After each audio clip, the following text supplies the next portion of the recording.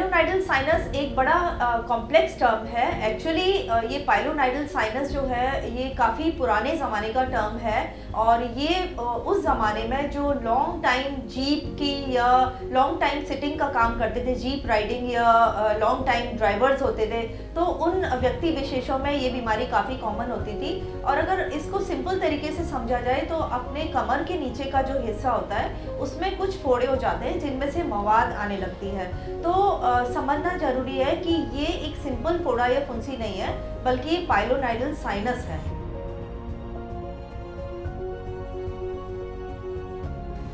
Pilonidal sinus बीमारी क्या है, अगर हम ये समझते हैं तो हमें समझ में आता है कि इस बीमारी का उपचार मेडिकली संभव क्यों नहीं है और इसका उपचार खाली सर्जिकली संभव है।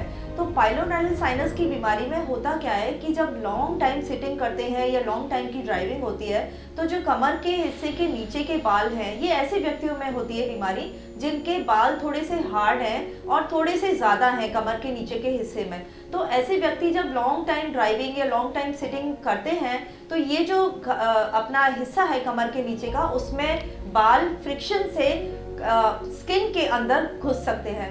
एक बार ये स्किन के अंदर जाते हैं तो फ्रिक्शन से ये टूट जाते हैं, तो इनका कुछ हिस्सा तो स्किन के अंदर रह जाता है और बाकी टूटे हुए हिस्से स्किन से अटैच बाहर ही रहते हैं। काफ़ी समय बाद ये जो टूटे हुए हिस्से हैं बालों के स्किन के अंदर जो हैं, इनमें इन्फेक्शन होने की संभावना होती है। अगर इनमें इन्फेक्शन एक बार पनप गया तो स्किन के अंदर ही अंदर इन टूटे हुए बालों में मवाद का फॉर्मेशन स्टार्ट हो जाता है और ये मवाद फिर कमर के नीचे के हिस्से में जगह जगह से फोड़े के रूप में निकलने लगती है, फटने लगती है।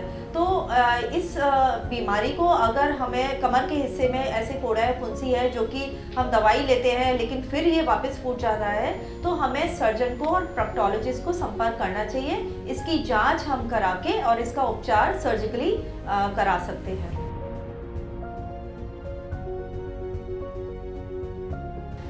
पाइलोनाइडल साइनस की जो यूजुअली सर्जिकल टेक्निक थी पुराने ज़माने में, इसको काफ़ी बड़े घाव आने की संभावना होती थी क्योंकि स्किन के अंदर ही ये मवाद फैलती है।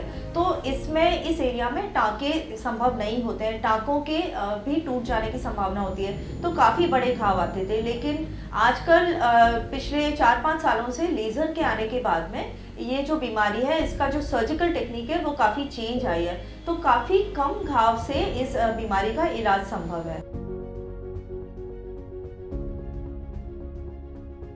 लेज़र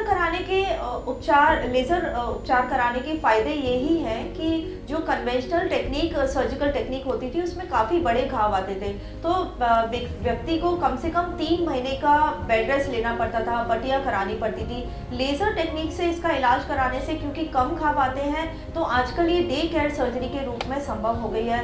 पेशेंट हमारे पास आते हैं, हम इसमें पूरा बेहोश भी नहीं करते हैं, खाली कमर के हिस्से का जो हिस्सा है उसको सूना करके लेज़र टेक्निक से इसका उपचार करके और उसी दिन उसको छुट्टी दे सकते हैं। तो इस तरीके से जो अपनी लाइफस्टाइल है उसमें भी कोई रुकावट नहीं आती। नियर टाइम पे हम डॉक्टर का फॉलोअप करके और इस बीमारी को पूरा क्योर करा सकते हैं।